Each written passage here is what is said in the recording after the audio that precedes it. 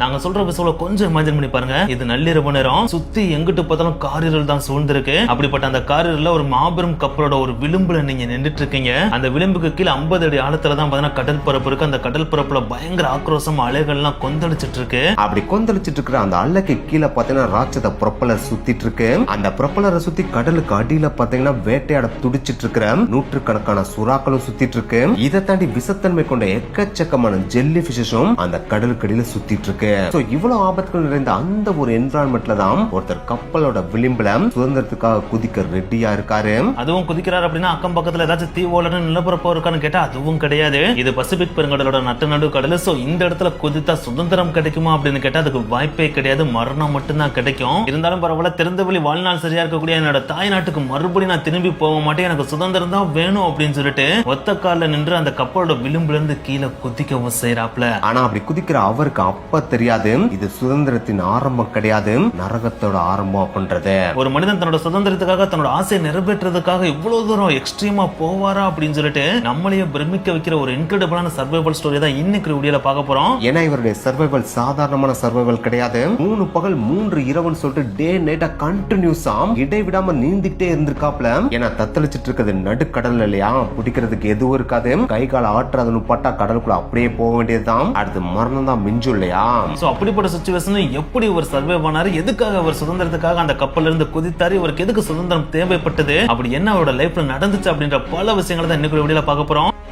Chapter 1 இரும்பு திரை. இன்னைக்கு நம்ம கதையோட ஹீரோவோட பேரு ஸ்லாவா குவிலோ. இந்த குவிலோவை பத்தி சிம்பிளா சொல்லணும் அப்படின்னா இவருக்கு சின்ன வயசுல இருந்தே கடல் மீதான ஆர்வமும் ஆசையும் அளவுக்கு அதிகமா இருந்திருக்கு. அதுலயும் முக்கியமா கடலுக்கு அடியில ஆழத்துல மறைஞ்சிருக்கிற உலகத்தையும் அங்க இருக்கிற உயிரினங்களை ஆராய்ச்சி பண்றதாம் இவருடைய வெறித்தனமான கனவாவே இருந்திருக்கு. அதுலயும் உலக புகழ்பெற்ற பிரெஞ்சு கடல் ஆராய்ச்சியாளரான ஜாக் குஸ்டோவோட சேர்ந்து வேலை பார்க்கணும் அப்படின்றதாம் இவருடைய லைஃப் டைம் ட்ரீமா சின்ன வயசுல இருந்தே இருந்திருக்கு. ஆனா இவருடைய கனவெல்லாம் நிறைவேற்றக்கூடிய ஒரு நாட்டிலையும் இல்லாட்டினா காலகட்டத்திலயோ இவர் பிறந்தாரா அப்படின்னு கேட்டாம் அது சுத்தமா கிடையாது அப்படின்னு சொல்லலாம். ஏன்னா இவர் பிறந்த நாடு பாத்தீங்கன்னா சோவியத் யூனியன். அதுலயும் 1970 காலகட்டம் பாத்தீங்கன்னா கோல்டு வார் ரொம்ப உச்சகட்டத்துல இருந்த காலகட்டம். அந்த காலகட்டத்துல சோவியத் யூனியன் நாடு முழுக்கவே பாத்தீங்கன்னா கண்ணுக்கு தெரியாத ஒரு சிறைச்சாலையா தான் மாற்றப்பட்டிருந்துச்சு. அதைத்தான் வரலாற்றுல பாத்தீங்கன்னா அயன் காட்டன் இல்லாட்டினா இரும்பு திரை அப்படின்னு அழைச்சாங்க. அது எப்பறம் ஒரு நாட்டையே சிறைச்சாலையா மாற்ற முடியும் அப்படின்னு கேட்டீங்கன்னா அந்த காலகட்டத்துல சோவியத் யூனியன் அப்படிதான் பண்ணி வச்சிருந்திருக்காங்க. ஏன்னா அந்த காலகட்டத்துல மக்கள் என்ன பேசணும், என்ன படிக்கணும், என்ன சிந்திக்கணும் அப்படின்றத அரசாங்கம் முடிவு பண்ணதுக்கு அப்புறம் தான் மக்களே பண்ண முடியும். ஏன்னா அந்த அளவுக்கு சர்வாதிகாரம் நிறைஞ்சிருந்த காலகட்டமா தான் அந்த காலகட்டம் இருந்துச்சு. அது மட்டும் கிடையாது, அந்த காலகட்டத்தில் சோவியத் யூனியன்ல இருந்து எந்த ஒரு மக்களுமே வெளிநாடுகளுக்கு போறதுக்கு அனுமதி சுத்தமா கொடுக்கலையாம். அது மட்டும் கிடையாது, ஒரு சாதாரணமான மனிதனுக்கு பாஸ்போர்ட்னு சொல்லுவாங்க பாத்தீங்களா, அது துளி அளவு கூட யாருக்குமே கொடுக்கலையாம். இதுக்கெல்லாம் மேல கேஜிபின்னு அழைக்கப்படுற சோவியத் யூனியனோட பயங்கரமான உளவுத்துறை பாத்தீங்கன்னா சோவியத் யூனியன்ல இருந்த ஒவ்வொரு குடிமக்களையும் நுண்ணிப்பா நோட் பண்ணிட்டு இருந்த காலகட்டம் தான் அந்த ஒரு காலகட்டம். அவங்க கண்களுக்கு யாராவது நம்ம தேசத்துக்கு துரோகம் பண்ண நினைக்கிறாங்க, இல்லாட்டி நம்ம நாட்டுல இருந்து தப்பிச்சு ஓட நினைக்கிறாங்கன்றது தெரிஞ்சிருச்சுன்னா யோசிக்காம அவங்களுக்கு தேச துரோகி அப்படின்ற முத்திரையும் குத்திடுவாங்க. தேவைப்பட்டாம் அவங்கள தூக்கி வாழ்நாள் முழுக்க சிறையிலையும் போட்டுருவாங்க. சோ இந்த மாதிரி சோவியத் யூனியன்ல இருந்த ஒவ்வொரு மக்களும் கண்காணிக்கப்பட்டதும் அவங்களுக்கு வெளிநாடுகளுக்கு போக அனுமதி மறுக்கப்பட்டதும் கண்ணுக்கு தெரியாத சிறைச்சாலை மாதிரியான ஒரு பிம்பத்தை கிரியேட் பண்ணதான் வரலாற்றுல அயன் கர்டன் அப்படின்னு அழைச்சாங்க. இந்த ஒரு அயன் கர்டன் தான் நம்ம ஹீரோவான குபிலோக்கும் அவருடைய ட்ரீம் அடையிறதுக்கு ஒரு மிகப்பெரிய தடையாவே இருந்துச்சு.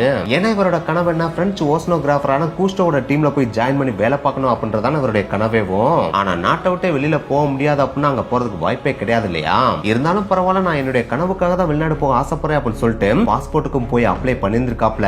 அதை பார்த்தோன்னே அங்க அந்த ஆபீசர்ஸ்னால செம்ம கடுப்பாகி நீ ஒரு ஆபத்தான குடிமாண்டா, நீ நம்ம நாட்டோட தேச துரோகிடா அப்படின்னு சொல்லிட்டு முத்திர குத்தி அனுப்பிடுறாங்க.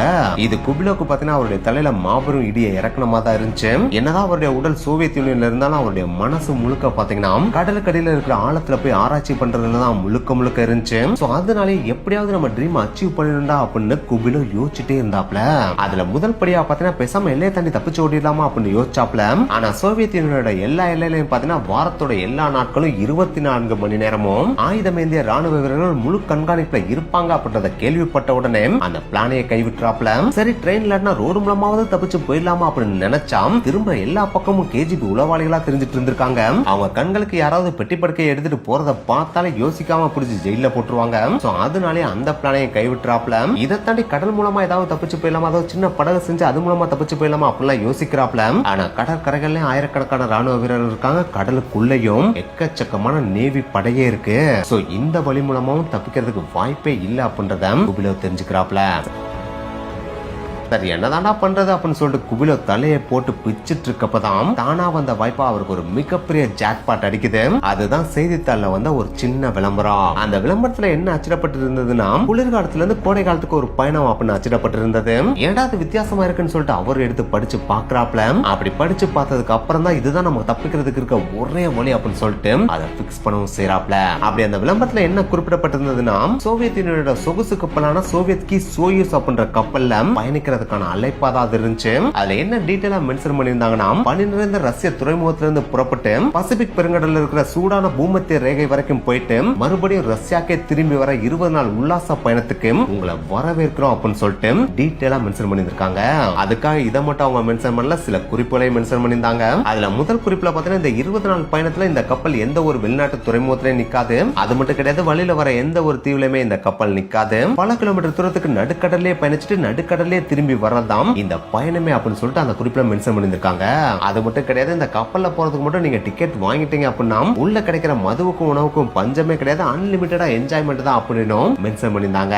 சோ இந்த ஒரு விளம்பரத்தை பார்த்த உடனே தான் குபிலோ முடிவே பண்ணிடுறாப்ல, இதுதான் நம்ம சோவியத் யூனியன்ல இருந்து தப்பிக்கிறதுக்கான ஒரே சான்ஸ் அப்படின்னு. இத ஒரே சான்ஸ் அப்படின்னு அவர் நினைக்கிறதுக்கு ஒரு முக்கியமான காரணமும் இருக்கு. சோவியத் யூனியனோட ஆர்மி எல்லாமே எங்க வரைக்கும் இருப்பாங்க? கடலோட கடற்கரை வரைக்கும் இருப்பாங்க. அதை தாண்டி நேவி படையா இருந்தாலுமே சோவியத் யூனியனோட கடல் எல்லை எது வரைக்கும் இருக்கோ அது வரைக்கும் தான் நேவி படைகள் இருப்பாங்க. அதை தாண்டி வேற எங்கேயுமே நேவி படைகளும் இருக்காது, சோவியத் யூனியனோட ஆர்மி வீரர்களும் இருக்க மாட்டாங்க இல்லையா? சோ அப்படி இருக்கிறப்ப இந்த கப்பலோட பயணம் எங்க இருந்து எங்க வரைக்கும் சொல்லியிருந்தாங்க, ரஷ்யாவோட துறைமுகத்துல இருந்து பசிபிக் பெருங்கடலோட மத்தியில இருக்கிற பூமத்திய ரேகை வரைக்கும் டிராவல் பண்ண போறாங்க இல்லையா? சோ சோவியத் யூனியனோட பார்டரை தாண்டி ரொம்ப தூரம் கடலுக்குள்ள போறதுதான் இந்த கப்பலோட ஜேர்னியே இல்லையா? அப்படின்னா ரொம்ப சுலபமா எந்த விதமான தடைகளுமே இல்லாம சோவியத் யூனியனோட பார்டரை கடக்கிறதுக்கான ஒரு சிம்பிளஸ்ட் வே, அதே நேரத்துல பவர்ஃபுல்லான வேனா அது இந்த கப்பல்ல டிராவல் பண்றதானே. சோ அதனாலதான் இதுதான் பெர்ஃபெக்ட்டான வே அப்படின்னு சொல்லிட்டு குபிலோ முடிவு பண்றாப்ல. முடிவு பண்றது மட்டும் இல்ல, அதுல எப்படியாச்சும் நம்ம டிக்கெட் அடிச்சு புடிச்சு வாங்கிடணும் அப்படின்னு சொல்லிட்டு இது வரைக்கும் தான் சேர்த்து வச்சிருந்த எல்லா காசையும் எடுத்துக்கிறாப்ல. அது மட்டும் கிடையாது, தான் வீட்டுல இருக்கிற எதெல்லாம் விற்க முடியுமோ அது எல்லாத்தையும் வித்தி காசை ரெடி பண்ணிடுறாப்ல. ஏன்னா எப்படினாலும் நம்ம இங்க இருந்து தப்பிச்சு போக தான் போறோம், தப்பிச்சு போனதுக்கு அப்புறம் மறுபடியும் இங்க வர போறது கிடையாது. அப்படி இருக்கப்ப எதுக்கு வீட்டுல தேவையில்லாத பொருளா அப்படின்னு சொல்லிட்டு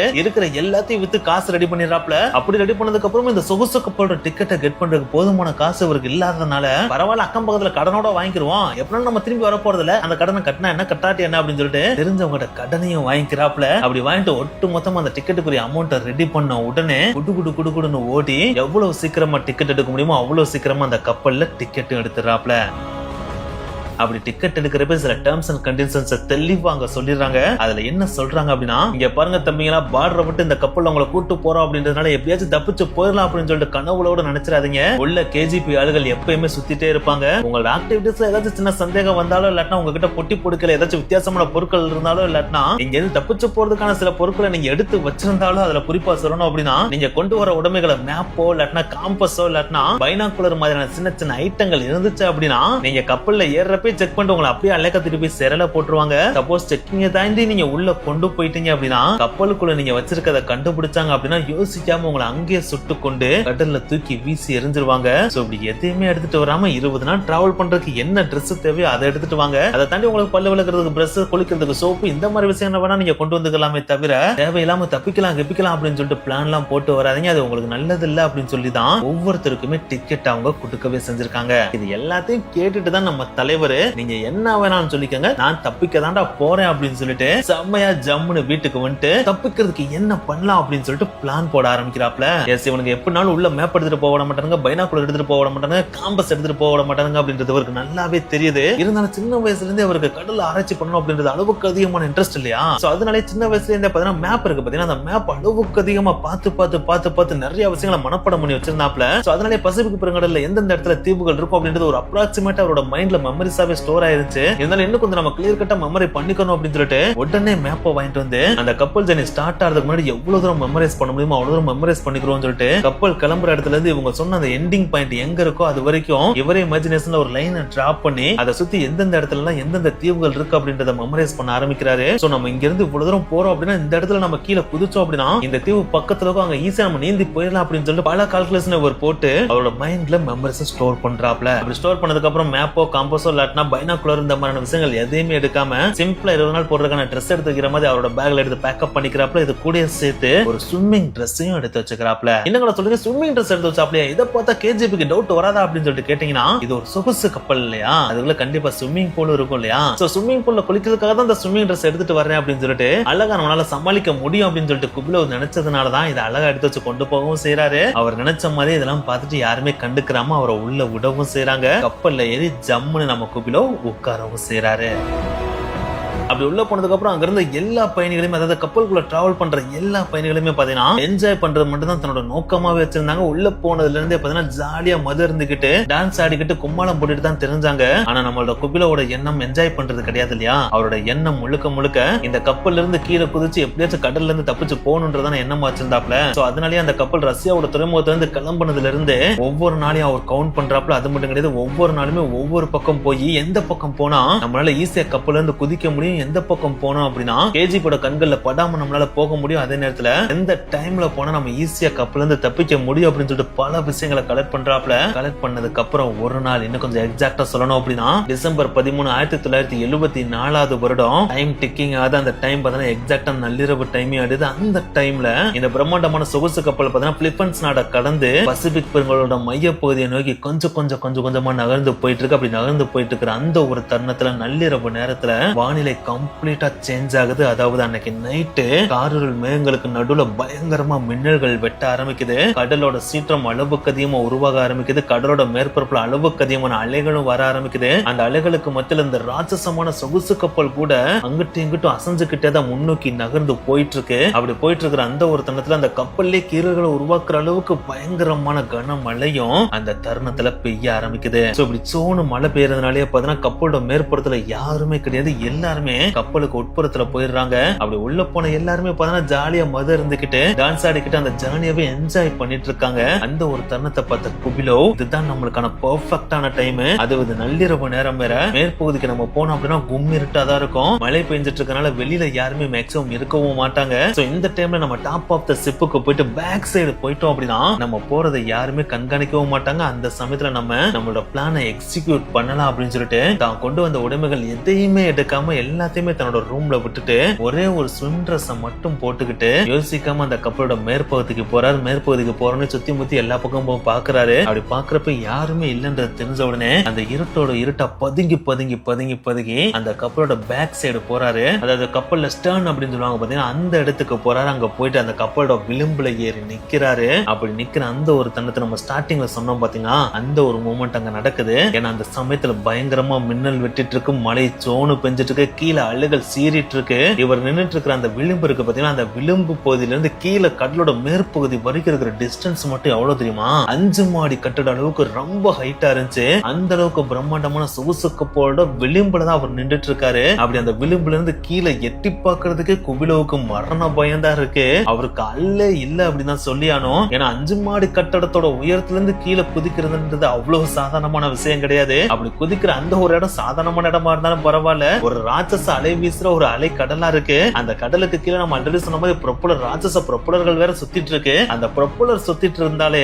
கடலுக்கு அடியில இருக்கிற தண்ணியை ஒரு சுழல் மாதிரி கிரியேட் பண்ணிரும் இல்லையா. அந்த சுழல்ல மட்டும் ஒரு குதிக்கிறப்ப உள்ள விழுந்து மாட்டினார் அப்படின்னா அந்த சுழல் டைரக்டா எங்க அவர் எடுத்துட்டு போகும், அந்த ப்ரொப்பலருக்கு எடுத்துட்டு போகும். அப்படி இழுத்துட்டு மட்டும் போயிடுச்சுன்னு வச்சுங்களேன், இவரோட உடம்ப சுக்குநூறா நசுக்கி வெட்டி அந்த கடல்ல ரத்தத்தை கொப்பளிச்சு விட்டு போயிட்டே இருக்கும் இல்லையா. அது உயிரோட இருந்தாதான் இந்த மாதிரி அடி வாங்கி இறக்க முடியும். சப்போஸ் மேல இருந்து குதிக்கிறப்பயே அந்த கடல் தண்ணில போய் பிளாட்டா விழுந்தாரு அப்படின்னா அந்த வழியிலேயே ஒரு இறந்து போறதுக்கான வாய்ப்பும் அதிகம் இல்லையா. சப்போஸ் அதுல இருந்து தப்பிச்சாலும் நம்ம ஆல்ரெடி சொன்ன மாதிரி கீழே சுறாக்களும் சுத்திட்டு இருக்கு, ஜெல்லி பீஸும் சுத்திட்டு இருக்கு, அதுங்களுக்கு எரியறதுக்கான வாய்ப்பும் அதிகம் இல்லையா. சோ இது எல்லாத்தையும் பாக்குறப்ப நம்ம வாலண்டியரா ஒரு சாவுல போய் மாட்ட போறோமோ அப்படின்ற ஒரு எண்ணம் குபிலோவோட மைண்ட்ல ஓடிட்டே தான் இருந்திருக்கு. இருந்தாலும் பின்னாடி ஒரு பக்கம் திரும்பி பாக்குறப்ப தன்னோட நாட்டுக்கு நம்ம மறுபடியும் திரும்பி போனாலும் திறந்த வழியா இருக்கிற சிறைச்சாலையில வாழ்ற மாதிரி நம்ம வாழவும் செய்யணும், நம்ம ஆசையை விட்டு கொடுத்துதான் வாழவும் செய்யணும், அவங்க சொல்றத கேட்டுதான் ஆகணும். நம்ம வாழ்க்கையில எதுவும் சாதிக்க முடியாமையும் போயிரும். இதுக்கெல்லாம் மேல நம்ம இந்த டிக்கெட் வாங்குறதுக்காக வீட்டுல இருந்த பொருளையும் வித்து விட்டோம், கடனை வேற வாங்கி வச்சிருக்கோம். இதுக்கு மேலே நம்ம பேக் அடிச்சோம் அப்படின்னா நம்மளோட எய்ம நோக்கியும் போக முடியாது, வரலாற்றுல இடம் பிடிக்கவும் முடியாது, தேவையில்லாம நம்மளோட வாழ்க்கையில மறுபடியும் அடி வாங்க வேண்டியிருக்கும். இதெல்லாம் வாய்ப்பே கிடையாது. குதிச்சிருடா கைப்புள்ள அப்படின்னு சொல்லிட்டு கண்ணை மூடிட்டு தன்னோட எய்முக்காக, தன்னோட விசனுக்காக, தன்னோட சுதந்திரத்துக்காக யோசிக்காம அந்த 5 மாடி உயரத்துல இருந்து கப்பலோட விளிம்புல இருந்து தனி மனித சுதந்திரத்துக்காக கடல் மேல நம்பிக்கை வச்சு கீழே குதிக்கிறாப்ல. அந்த நம்பிக்கையானதுல அந்த நம்பிக்கையை பார்த்தீங்கன்னா இயற்கை மூலமா அவருக்கு கை கொடுத்து அவர் குதிக்கிற அந்த ஒரு சமயத்துல வீசின ஒரு அலை பாத்தீங்கன்னா அவரை ப்ரொப்பலர்ல இருந்து கொஞ்சம் தூரம் தள்ளி போய் கீழே விட்டுருது. அப்படி விட்டு அவர் கடலுக்கு அடியில போறாப்ல. ஆனா என்னதான் போனாலும் மறுபடியும் நீந்தி மேல வந்துடுறாப்ல. அப்படி மேல வந்த அந்த சமயத்துல அவர் திரும்பி பாக்குறப்ப இவர் டிராவல் பண்ணி வந்த அந்த சொகுசு கப்பல் இருக்கு பாத்தீங்கன்னா, அந்த சொகுசு கப்பலோட கண்கள்ல இருந்து ரொம்ப தூரத்துல கொஞ்சம் கொஞ்சமா முன்னேறி போயிட்டே இருக்கு. அந்த ஒரு கப்பல்ல மட்டும்தான் லைட்டா அந்த இடத்துல வெளிச்சம் தெரியுதே தவிர மற்றபடி சுத்தி முத்தி எல்லா இடத்துலயுமே பாத்தீங்கன்னா ஆறிருள் மட்டும்தான் சூழ்ந்திருக்கு. அந்த இடத்துல அவருக்கு தெரிஞ்ச ஒரே வெளிச்சம் தீக்குச்சி எரிஞ்சிட்டு இருக்க மாதிரி இருக்கிற அந்த சொகுசு கப்பலோட வெளிச்சம் மட்டும்தான். அந்த ஒரு வெளிச்சமும் டைம் போக போக கொஞ்சம் கொஞ்சமா அவரோட கண்கள்ல இருந்து மறைந்து கம்ப்ளீட்டா டிஸப்பியர் ஆயிருது. அதாவது இவர் வந்த கப்பல் ரொம்ப தூரம் போயிருது. அதுக்கப்புறம் அந்த இடத்துல எதுவுமே கிடையாது. இவரோட கால்குலேஷன் படி என்ன கால்குலேட் பண்ணி அவர் குதிச்சிருக்காரு அப்படின்னா, நம்ம குதிச்ச இந்த இடத்துல இருந்து கொஞ்ச தூரத்துல ஒரு தீவு இருக்கும் அப்படின்ற ஒரு மைண்ட் செட்ல தான் அவர் குதிக்கவே செஞ்சிருக்காரு. ஏன்னா ஆல்ரெடி பாத்தீங்கன்னா அவர் நிறைய விஷயங்களை மேப்ல மெமரைஸ் பண்ணிட்டு வந்திருந்தாரு இல்லையா. சோ இவ்வளவு நாள் நம்ம டிராவல் பண்ணிருக்கோம், இந்த இடத்துக்கு வந்திருக்கோம், இந்த இடத்துல நம்ம குதிச்சோம் அப்படின்னா இங்க தீவு இருக்கும், அதாவது கொஞ்ச தூரத்துல தீவு இருக்கும்ன்ற நம்பிக்கையில தான் குதிச்சாப்ல. சோ அந்த ஒரு நம்பிக்கையோடய பாத்தீங்கன்னா நைட்டு ஃபுல்லா எப்படியாவது நம்ம கை கால் ஆட்டுவோம். பகல் விடிஞ்சதுக்கு அப்புறம் நம்ம வெளிச்சத்துல பார்த்தோம் அப்படின்னா கண்டிப்பா எந்த பக்கம் தீவு இருக்குன்றது நம்ம கண்ணுக்கு தெரிஞ்சிடும். அப்படி தெரிஞ்ச உடனே அதை பார்த்து நம்ம நீந்தி போனோம் அப்படின்னா ஈஸியா அதை அடைஞ்சிட்டோம் அப்படின்னா நம்ம கையில தான்டா ஃப்ரீடா, இனிமேல் நம்ம நினைச்சதை பண்ணிக்கலாம்டா அப்படின்னு சொல்லிட்டு அன்னைக்கு நைட்டு ஃபுல்லா தூங்குனாரான்னு கேட்டா தூங்கலாம் கிடையாது. ஏன்னா நடுக்கடல்ல எவ்வளவு ஆழம் இருக்கும் அப்படின்றது நம்மளுக்கு தெரியும். அதே நேரத்துல கை கால் அசைக்கிறத நிப்பாட்டினார் அப்படின்னா தண்ணி கடியில அவர் போயிருவார்ன்றது நம்மளுக்கு தெரியும் இல்லையா. அது அவருக்கு அதுக்கு மேல நல்லாவே தெரியும். சோ அதனாலேயே நைட்டு முழுக்க தூங்காம கை கால் அசைச்சுக்கிட்டே இருக்காப்ல. அப்படியே டைம் டிக்கிங் ஆயிட்டே இருக்குது. அடுத்த நாள் காலையும் வருது. அந்த காலை பொழுதுல முதல் சூரிய ஒளி அவரோட முகத்துல அடிக்குது. அந்த சமயத்துல பாதி தூக்கத்துல இருந்து நம்ம குபிலோ டக்குன்னு கண்ணை வெளித்து எங்கிட்டாச்சும் தீவு திருதாளான்னு சொல்லிட்டு சுத்தி மூத்தி பாக்குறாப்ல. பார்த்தா அப்படி பாக்குறப்ப சுத்தி மூத்தி எந்த இடத்துலயுமே ஒரு சின்ன தீவுக்கான அறிகுறி கூட இருக்கிற மாதிரி தெரியல. எங்கிட்ட திரும்பி பார்த்தாலும் 360 டிகிரில எல்லா பக்கமும் தண்ணியும் வானமும் மட்டும் தான் இருக்கே தவிர ஒரு சின்ன காக்கா குருவிங்கான சின்ன மணல் திட்டு கூட இல்ல. அத பார்த்த உடனே அவருக்கு உயிரே போயிருது. என்னடா அது, நடுக்கடல்ல வந்தா மாட்டிக்கிட்டோம், இப்ப எந்த பக்கம் போகணும்னு கூட தலைவருக்கு இப்ப புரியல. ஏன்னா இவர்கிட்ட காம்பஸும் கிடையாது, மேப்பும் கிடையாது, ஒரு பைனாகுலர் கூட கிடையாது இல்லையா. அப்படி இருக்கிறப்ப எந்த பக்கம் நின்றுட்டு போனா எந்த பக்கம் தீவு வரும்ன்றது ஒரு சுத்தமா புரியல. இருந்தாலும் பரவாயில்ல, சுதந்திரத்துக்காக நம்ம வந்துட்டோம், நம்ம பேஷனுக்காக வந்துட்டோம், எப்படின்னா நீந்தி தான் ஆகணும் அப்படின்னு சொல்லிட்டு தன்னோட சர்வைவல் ஜேர்னிய அந்த இடத்துல ஸ்டார்ட் பண்றாரு. ஆனா அப்படி ஸ்டார்ட் பண்ற அவருக்கு தெரியாது எத்தனை நாள் இப்படி நீந்திட்டு போக போறோம் அப்படின்றது. ஏன்னா நம்ம ஆல்ரெடி சொன்ன மாதிரி கடல்ல நீந்தாம நிக்கவே முடியாது. ஒரு சாதாரண கம்மாயில போயிட்டு நீந்திட்டு வரதுனாலே ரொம்ப கஷ்டம் தான். ஏன்னா நடுக்கம்மாய்க்கெல்லாம் போயிட்டு அப்படின்னா பிடிக்கிறதுக்கு எசவே இல்லை அப்படின்னா மூச்சு வாங்கிருச்சுன்னா அதுவே ரொம்ப டேஞ்சர் ஆரம்பிச்சிடும் இல்லையா. அப்படி இருக்கிறப்ப பசிபிக் பெருங்கடலோட நடுப்பகுதியில இவர் நீந்தணும் அப்படின்னா சாதாரண விஷயம் கிடையாது. அதுவே அவருக்கு ஒரு மிகப்பெரிய சவால் அமைய போகுதுன்றது அவருக்கே நல்லா தெரியுது. இருந்தாலும் தன்னம்பிக்கையை கைவிடக்கூடாது, எப்படியாச்சும் நம்ம இதை சாதிச்சு ஆகணும்னு சொல்லிட்டு நீந்தலாம் சொல்லிட்டு கொஞ்சம் கொஞ்சமா முன்னோக்கி நீந்த ஆரம்பிக்கிறாரு. அன்னைக்கு இருந்துதான் பாத்தீங்கன்னா அவரோட லைஃபோட மிகப்பெரிய நரகமும் ஆரம்பமாகுது. ஸ்டார்டிங்ல இருந்தா முழு கான்பிடன்டோட நீந்த ஆரம்பிச்சாலும் நேரம் போக போக நிலைமை மோசமா தான் போகுது. ஏன்னா டைம் போக போக சூரியன் உச்சிக்கு வந்துடும் இல்லையா. அப்படி சூரியன் உச்சிக்கு வந்தப்ப நடுக்கடலே ஒரு பாலைவனம் மாதிரி தான் மாறுது. அந்த கடலே பாத்தீங்கன்னா சுட்டரிக்கிற ஒரு பாலைவனம் மாதிரி தக தக தகன்னு கொதிக்குது. அந்த சமயத்துல அவருக்கு தாகம் பயங்கரமா எடுக்குது. ஆனா சுத்தி ஒரு சொட்டு தண்ணி கூட குடிக்க இல்ல. சோ இதனாலே அவருடைய தொண்டை கொஞ்சம் கொஞ்சமா வரல ஆரம்பிக்குது. நாக்கும் மதத்து போயிருது. உதடல வெடிப்பு கிரியேட் ஆகி ரத்த வரவும் ஆரம்பிக்குது. ஏன்டா சொல்றீங்க, சுத்தி இவ்வளவு கடல் தண்ணி இருக்கலடா, அதை கூட கொஞ்சம் குடிக்க கூடாதா அப்படின்னு நீங்க கேட்கலாம். அதை குடிக்க கூடாது அப்படின்றது குபிலோக்கு நல்லாவே தெரியும். ஏன்னா அவர் கடல் ஆராய்ச்சியில தானே அளவுக்கு அதிகமான நாட்டம் கொண்டவர். அதனாலே அதை பத்தி நிறைய டீடைல்ஸ் கலெக்ட் பண்ணி வச்சிருந்தாப்ல. தாகம் எடுக்குதுன்னு சொல்லிட்டு கடல் தண்ணியை குடிச்சா அது ஃபுல்லா உப்பா இருக்கும் இல்லையா. அதுவே உடம்புல இருக்க நீர்ச்சத்து எல்லாத்தையும் உறிஞ்சிரும். அது மட்டும் கிடையாது, அது சிறுநீரகத்தை செயலிழக்கவும் வச்சிரும். அப்படி சிறுநீரகம் செயலிழந்துருச்சு அப்படின்னாலே கொஞ்ச நேரத்திலேயே மரணமும் நிகழும் அப்படின்றது இவருக்கு நல்லாவே தெரியும். சோ இதனாலே அவரை சுத்தி பல கோடி லிட்டர் தண்ணி இருந்தாலும் அதுல இருந்து ஒரு சொட்டு தண்ணீரை கூட குடிக்காம ஒரு கொடூரமான நரகத்துல நீந்தி போற மாதிரி தான் முன்னோக்கி நீந்தி போயிட்டே இருக்காப்ல. இப்படியே டைம் டிக்கிங் ஆகுது. நீந்த நீந்த அவருடைய கை கால் எல்லாம் சோர்வாக ஆரம்பிக்குது. உப்பு காத்து கண்ணுல படப்பட கண்ணும் எரிய ஆரம்பிக்குது. அவருடைய கால்கள் எல்லாம் கிராம்ஸ் ஏற்பட்டு மதமத்து போக ஆரம்பிக்குது. இதனாலே நீந்துறதுக்கு ஒவ்வொரு தடவை பாடி அசைக்கும் போது அளவுக்கு அதிகமான வலியும் ஏற்படுது. அப்படி பெயின் வர்றப்பெல்லாம் எதுக்கு இவ்வளவு தூரம் கஷ்டப்படணும், நம்ம என்னதான் கஷ்டப்பட்டாலும் தீவு வந்த பாடே இல்ல, அதுக்கு பேசாம கை கால் அசைக்கிறத நிப்பாட்டிட்டா கடலுக்கடியில போய் நிம்மதியா தூங்கலாம்ல அப்படின்னு கூட சம்டைம்ஸ் மைண்ட் சொல்லும். ஆனாலும் உள்ளுணர்வு தீவு பக்கத்துல தான் இருக்கு, உன்னுடைய கான்பிடன்டா மட்டும் விட்டுறாத அப்படின்னு சொல்லிட்டே இருந்து இருந்தனாலேயே இவரும் எவ்வளவு வலி வந்தாலும் கை கால் அசைக்கிறத மட்டும் நுப்பாட்டாம தொடர்ந்து நீந்தி முன்னாடி போயிட்டே தான் இருக்காப்ல. இப்படியே டைம் டிக்கிங் ஆகுது. இவர் கடல்ல குதிச்சதுல இருந்து 2ஆம் நாள் இரவு பொழுது வருது. பகல் பொழுது எவ்வளவுக்கு எவ்வளவு இவருக்கு மரண வேதனையை கொடுத்துச்சோ அதை விட 2 மடங்கு மரண வேதனையை இரவு பொழுதும் கொடுக்குது. ஏன்னா ஆல்ரெடி பாத்தீங்கன்னா இவர் 2 நாளா கண்டினியூஸா நீந்திட்டு இருக்கனாலே பாடி கம்ப்ளீட்டா டயர்ட் ஆயிடுச்சு. அது மட்டும் கிடையாது, பசி வேற குடல அரிக்குது. 48 மணி நேரம் தூங்காம இருக்குது பாத்தீங்கன்னா மூளையை மழுங்க செய்து. இதுக்கெல்லாம் மேல பகல்ல எவ்வளவுக்கு எவ்வளவு வெப்பமா இருந்துச்சோ அதுக்கு அப்படியே ஆப்போசிட்டா நைட் ஆனா கடலோட மேற்பகுதி கம்ப்ளீட்டா ஃப்ரீஸ் ஆயிருது. சோ இந்த குளிர்ந்த தண்ணியை பாத்தீங்கன்னா அவருடைய உடம்புல இருந்த உஷ்ணத்தை எல்லாத்தையும் கம்ப்ளீட்டா உறிஞ்சு ஹைப்போதெர்மியான்னு சொல்லுவாங்க பாத்தீங்கன்னா அந்த மரணத்தோட முதல் நிலைக்கு அவரை தள்ளுது. சோ அதனாலேயே பாத்தீங்கன்னா அவருடைய உடல் கிடுக்கிடுன்னு நடுங்க ஆரம்பிக்குது. பல்லெல்லாம் பாத்தீங்கன்னா டைப் படிக்க ஆரம்பிக்குது. மூளையும் கொஞ்சம் கொஞ்சமா ஃப்ரீஸ் ஆக ஆரம்பிக்குது. அதனாலே அவருடைய கண்கள்ல ஹாலுசினேஷனும் வர ஆரம்பிக்குது. எஸ், யாருமே இல்லாத காரிருள் இருட்டு கடல்ல பாத்தீங்கன்னா தூரத்துல இருந்து ஏதோ ஒரு வெளிச்சத்தோட கப்பல் வர்ற மாதிரியும் அது இவருக்கு பக்கத்துல வந்து இவரை காப்பாத்துற மாதிரி இவருக்கு விசுவல் தெரிய ஆரம்பிக்குது. அது மட்டும் கிடையாது, திடீர்னு பாத்தீங்கன்னா இவருக்கு பக்கத்துல ஒருத்தர் வந்து இவருடைய பேரை சொல்லி கத்துற மாதிரி இவருக்கு தோணுது. இதை தாண்டி இவருக்கு பிடிச்சவர்ல அந்த கடல்ல வந்து இவரை காப்பாத்துற மாதிரியான விசுவலும் இவருக்கு தெரிய ஆரம்பிக்குது. சோ இந்த விசுவல்ஸே பாத்தீங்கன்னா இவருக்கு பைத்தியம் பிடிக்கிற மாதிரியான ஒரு ஸ்டேஜை கிரியேட் பண்ணுது. இது ஒரு பக்கம் நடந்துட்டு இருக்கிறப்ப இன்னொரு பக்கம் கடலுக்கு அடியில ஒரு மிகப்பெரிய ஆபத்து இவரை உரசிட்டு போயிட்டு இருக்கு.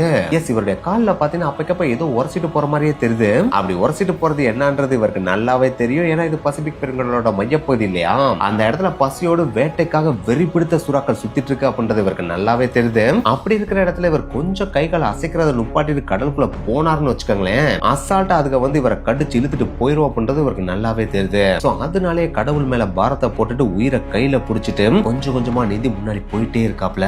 அப்படி நீந்தி போயிட்டு இருக்கிறப்ப சுறா தாக்குதலை விட மோசமான ஒரு வலி பாத்தீங்கன்னா அவருடைய பாடியில கிரியேட் ஆகுது. அந்த வலி எப்படி இருந்துச்சுன்னா கொதிக்கிற நெருப்புல இருக்கிற கங்கு இருக்கு பாத்தீங்கன்னா அதை அப்படியே எடுத்து நம்ம உடம்புல வீசினா எப்படி இருக்கும் அது மாதிரி கிரியேட் ஆச்சு. அது மட்டும் கிடையாது, ஆயிரக்கணக்கான ஊசிகளை ஒரே நேரத்துல உடம்புல குத்துனா எந்த மாதிரி வலி கிரியேட் ஆகுமோ அந்த மாதிரி வலி கிரியேட் ஆச்சு. சோ அதை பார்த்தோன்னே இவருக்கு நல்லாவே தெரியுது நம்மள சுத்தி கொடிய விசத்தன்மை கொண்ட ஜெல்லி பீஸ் சூழ்ந்துருச்சு அப்படின்றது. சோ இதுல இருந்து தப்பிக்கணும்னா நம்ம கொஞ்சம் வேகமா நீந்தி ஆகணும் அப்படின்னு சொல்லிட்டு தொடர்ந்து நீந்திக்கிட்டே இருக்காப்ல. அப்படி நீந்துறதும் அவ்வளவு சாதாரண விஷயமா இல்ல. ஏன்னா முன்னாடி மசில் கிராம்பா இருந்தப்ப அவ்வளவு வலி இருந்துச்சு இல்லையா, அது கூட சேர்த்து இப்ப ஜெல்லி பீஸ் வேற உடம்புல எல்லா இடத்துலயும் கொத்திருச்சு இல்லையா. அதனாலே இப்ப உச்சக்கட்ட மரண வலியோட தான் அந்த காரில் சூழ்ந்த இருட்டுல அந்த கடல்ல இவர் நீந்தி போயிட்டு இருக்காப்ல. அந்த சமயத்துல அவர் மைண்ட்ல இருந்தது ஒரே ஒரு விஷயம் தான், எவ்வளவு வலி வந்தாலும் பரவாயில்ல, என்ன தடைகள் வந்தாலும் பரவாயில்ல, நான் என்னுடைய சுதந்திரத்தை டேஸ்ட் பண்ணியே ஆவேன் அப்படின்றத மட்டும் தான் திருப்பி திருப்பி சொல்லிட்டே அந்த கடல்ல நீந்தி போயிட்டே இருந்தாப்ல.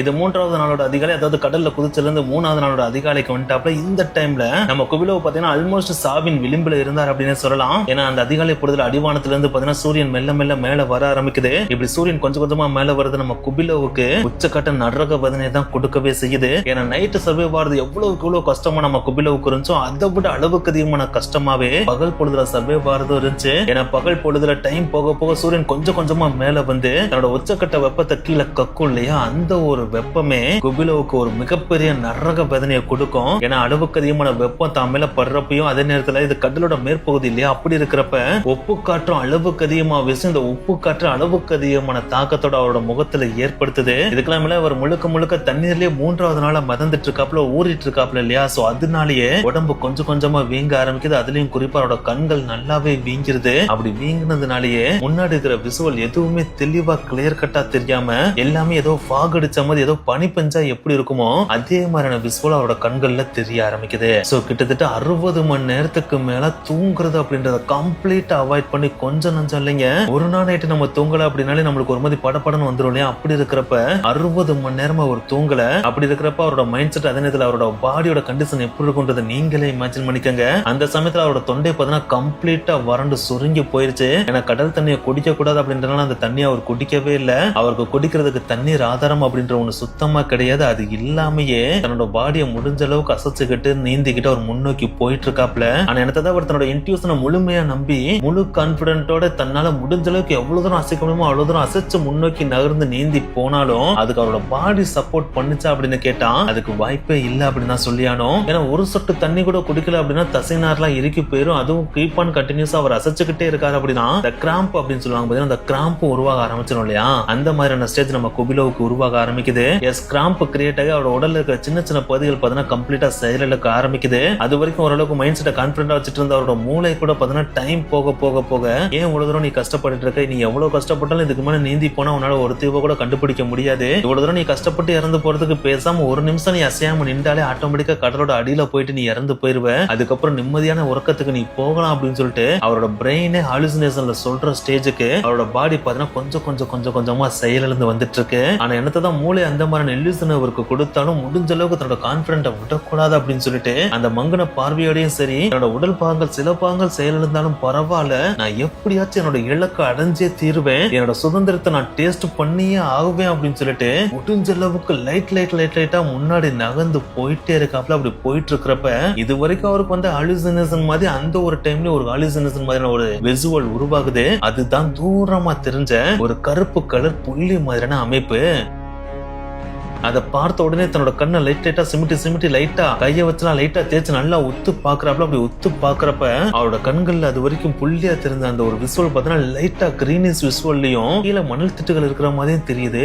அதை பார்த்த உடனே ஒரு உச்சக்கட்ட ஒரு ஹாப்பினஸ், அதே நேரத்துல கான்பிடன்ஸும் கிரியேட் ஆகுது. ஏன்னா அது கண்டிப்பா ஒரு தீவா தான் இருக்கணும், அந்த தீவை நம்ம அடைஞ்சோம் அப்படின்னா கண்டிப்பா சுதந்திரத்தை டேஸ்ட் பண்ணிடலாம் அப்படின்னு சொல்லிட்டு அவர் முழு மனசா நம்புறாரு. அந்த சமயத்துல கூட இது ஹாலுசினேஷனா இருக்கலாம் அப்படின்னு சொல்லிட்டு அவரோட மைண்ட் செட் ஒரு பக்கம் சொல்லுது. ஆனா என்னதான் இருக்கலாம் அப்படின்னு சொல்லிட்டு அவரோட மைண்ட் சொன்னாலும் இந்த ஒரு விசுவல் தான் நம்மளுக்கு இருக்கிற கடைசி நம்பிக்கை. இந்த நம்பிக்கையை மட்டும் நம்ம கைவிட்ட கூடாது, எப்படியாச்சும் நீந்தி போய் அந்த தீவு அடைஞ்சிடணும் அப்படின்னு சொல்லிட்டு அது ஹாலுசினேஷனா இருந்தாலுமே பரவாயில்ல முன்னோக்கி நகரலாம் அப்படின்னு சொல்லிட்டு தான் பாடியில இது வரைக்கும் எவ்வளவு சக்தி இருக்கோ அந்த எல்லா சக்தியும் மொத்தமா கொடுத்து தன்னோட கை கால்களை எவ்வளவு வேகமா அசைக்க முடியுமோ அவ்வளவு வேகமா அசைச்சு முன்னோக்கி நகர்ந்து போறாப்ல. அதுக்காக நீங்க நினைக்கிற அளவுக்கு ஒலிம்பிக்ல நீந்த ஸ்விம்மர்ஸ் அளவுக்கு பயங்கர பாஸ்டால அவர் நீந்த முடியாது. ஏன்னா ஆல்ரெடி கிட்டத்தட்ட 60 மணி நேரமா தூங்காம கம்ப்ளீட்டா அவரோட பாடி எல்லாமே டயர்டாகி தசைகள் கூட பாத்தீங்கன்னா இறுகி போய் சில பகுதிகள் செயலிழந்திருக்கு இல்லையா. அப்படி இருக்கிறப்ப மெல்ல மெல்ல தான் நீந்த முடியும். ஆனா அந்த டைம்ல அவரால் எவ்வளவு தூரம் பாஸ்டா நீந்த முடியுமோ அந்த அளவுக்கு பாஸ்டா நீந்தி முன்னோக்கி போறாப்ல. ஆனா எனக்கு தான் இவர் தன்னோட மனசுல எவ்வளவு தூரம் கான்பிடன்ட் வச்சு முன்னோக்கி நகர்ந்து போனாலும் அந்த பசிபிக் பெருங்கடல்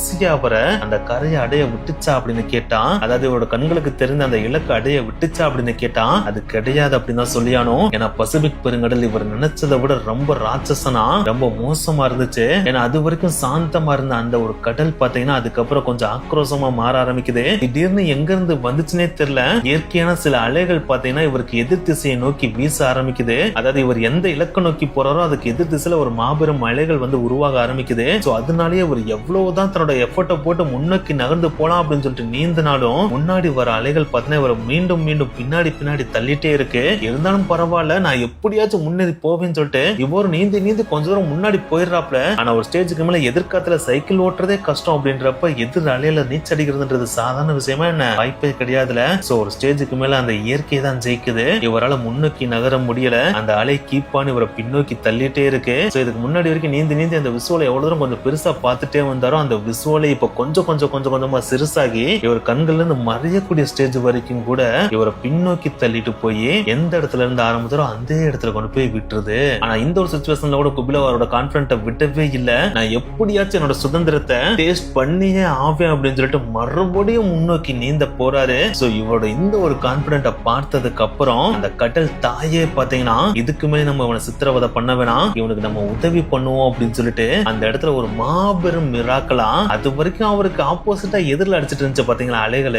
அந்த அலைகள் அப்படியே மாறி இவர் நீந்திர திசைக்கு ஏற்ற மாதிரி அவரை முன்னோக்கி தள்ள ஆரம்பிக்குது. இந்த ஒரு மிராக்களை நம்ம குபிலோவே எதிர்பார்க்கல. ஆனா அப்படி முன்னோக்கி தள்ளுற அந்த ஒரு சமயத்துல அவரோட பாடியில இருந்த எனர்ஜி கம்ப்ளீட்டா ட்ரெயின் ஆகுது. அவரோட கண்கள் கம்ப்ளீட்டா மங்கி போகுது. அவரோட கை கால்கள் லைட்டா தான் செய்தே தவிர அவர் ஆல்மோஸ்ட் அன்கான்சியஸ் ஸ்டேஜுக்கு போயிடுறாரு. அந்த சமயத்துல அவர் கை காலம் ஆட்டுறாரா அப்படின்றது அவருக்கு கூட தெரியல. இருந்தாலும் நம்ம எப்படியாச்சும் முன்னோக்கி போகணும் அப்படின்னு சொல்லிட்டு லைட்டா ஆட்டுறது மட்டும் அவருக்கு தெரியுது. ஆனா அந்த ஒரு சமயத்துல லைட்டா கை கால் ஆட்டுறாப்புல இல்லையா, அதனாலே அந்த கடல் மாதா அவருக்கு ஹெல்ப் பண்ணி அவரை முன்னோக்கி தள்ளிட்டே இருக்கு. அதுக்காக முன்னோக்கி தள்ளுது அப்படின்றக்காக அலை வந்து ஒரே ஸ்டேஜ்ல டப்புன்னு சுனாமி மாதிரி தூக்கிட்டு போய் அவர் கரையில போட முடியுமா அப்படின்னு கேட்டா அதுக்கு வாய்ப்பே கிடையாது இல்லையா. அது லைட்டா தான் முன்னோக்கி தள்ளும். அப்படியே டைம் டிக்கிங் ஆகுது. அடுத்த நாள் காலை, அதாவது 4ஆம் நாள் அதிகாலையும் வருது. அந்த ஒரு சமயத்துல ஒரு மாபெரும் ஹாப்பியான விஷயம் குபிலோ வாழ்க்கையில நடக்கவும் செய்யுது.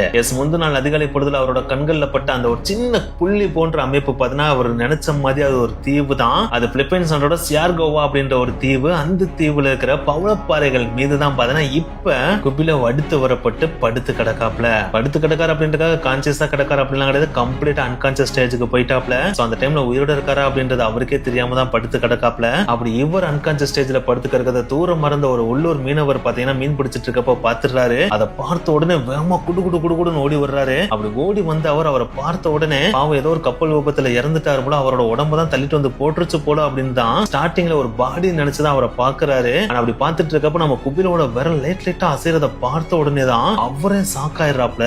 அப்படி இவர் சாக்கானதுக்கு சில காரணங்கள் இருக்கு. ஏன்னா ஆல்ரெடி நம்ம சொன்ன மாதிரி தான் இவர் கடல் தண்ணியிலே நீந்திட்டு இருக்காப்ல இல்லையா, அதனாலேயே பாடி எல்லாமே உப்பி போயிருக்கு. அது மட்டும் கிடையாது, ஜெல்லி பீஸ் வர அவரோட உடம்புல எல்லா இடத்துலயுமே கடிச்சு கொதறி வேற வச்சிருக்கு இல்லையா, அதனாலே உடம்புல இருந்த வீக்கங்கள் இன்னும் அதிகமா இருந்துச்சு. அதுல இருந்து ரத்தங்கள் வேற அளவுக்கு அதிகமா வளைஞ்சிருக்கு. ஆல்ரெடி சொன்ன மாதிரி அவரோட முகமும் உப்பி போயிருக்கு, கண்களும் வீங்கி போய் அதுல இருந்து ரத்தங்களும் வளைஞ்சிட்டு இருக்கு. இவ்வளவு தூரம் ஒருத்தர் அடி வாங்கி இருக்கப்போ உயிரோட இருக்கிறதுக்கு வாய்ப்பே இல்லைன்னு நினைச்சு அவர் பார்த்தாரு. ஆனா அந்த டைம்ல நம்ம குபிலோட கைகள் அசைஞ்சு கீழே இருக்கிற மண்ணை அப்படியே லைட்டா வருடிட்டு இருக்காப்ல. எஸ், என்னத்தை தான் குபிலோ அன்கான்சியஸ் ஸ்டேஜ்ல இருந்தாலும் அவரோட பாடி பார்த்தீங்கன்னா நம்மளோட இலக்கு அடைஞ்சிட்டோம் அப்படின்ற மாதிரி அந்த மண்ணுல வருடிட்டு இருக்கு. சோ இந்த ஒரு விசுவலை பார்த்த உடனே அந்த மீனவர் குடு குடு குடு குடுன்னு ஓடி போய் தன்னோட உள்ளூர் மக்கள்கிட்ட அதை சொல்லி உடனே உதவிக்கு ஆட்களை கூட்டு வர்றது மட்டும் இல்லாம குபிலோவுக்கு கம்ப்ளீட் உதவிகள் செஞ்சு அவரை உயிர் பிழைக்கவும் வைக்கிறாங்க. அப்படி உயிர் பிழைக்க வச்சதுக்கு அப்புறம் அந்த கிராம மக்கள் நீங்க யாரு என்ன அப்படின்றத கேட்டு தெரிஞ்சுக்கிறாங்க. அப்படி கேட்டு தெரிறப்பதான் அவங்களே மிரண்டு போயிடறாங்க. எப்படிங்க உயிர் பிழைக்கிறதுக்கு எந்த ஒரு பொருளுமே எடுத்து வராம எந்த தைரியத்துல நீங்க நடுக்கடல்ல குதிச்சீங்க? அப்படி குதிச்சதுக்கு அப்புறமும் எப்படிங்க 3 பகல் 3 இரவுன்னு சொல்லிட்டு கிட்டத்தட்ட 100 கிலோமீட்டர் கண்டினியூஸா நீந்தி வந்தீங்க? அதுவும் வர்ற வழியில சுறாக்கள் ஜெல்லிபிஷ் சொல்லிட்டு எல்லாம் தாக்கியும் நீங்க உயிரோட வந்திருக்கீங்க அப்படின்னா அது வேற லெவலுங்க அப்படின்னு சொல்லிட்டு அங்க இருந்த மக்கள் எல்லாருமே ஆச்சரியப்பட்டாங்களாம். அப்படி ஆச்சரியப்பட்ட மக்கள் எல்லாட்டையும் அவர் சொன்ன ஒரே விஷயம் இதுதான், நான் என் சுதந்திரத்துக்காக தான் இவ்வளவு ரிஸ்க் எடுத்து அந்த சுதந்திரத்தை இப்ப டேஸ்ட் பண்ணவும் செஞ்சுட்டேன் அப்படின்னு சொன்னாப்லையா. சோ இந்த ஒரு மிராக்கலான இன்சிடென்ட் பாத்தீங்கன்னா அது காட்டுத்தீ மாதிரி பரவ ஆரம்பிக்குது. அது சோவியத் யூனியன் காதுகளுக்கும் போது இதை கேள்விப்பட்டனே அவங்க செம்ம கடுப்பாயிடுறாங்க. சோ அதனாலே குபிலோக்கு பாத்தீங்கன்னா உச்சக்கட்ட தேச துரோகி அப்படின்ற முத்திரையும் குத்திடுறாங்க. அது மட்டும் கிடையாது, மரண தண்டனையும் விதிச்சிடறாங்க. இதை கேள்விப்படுறப்ப குபிலோ சிரிக்கதான் செஞ்சாப்ல.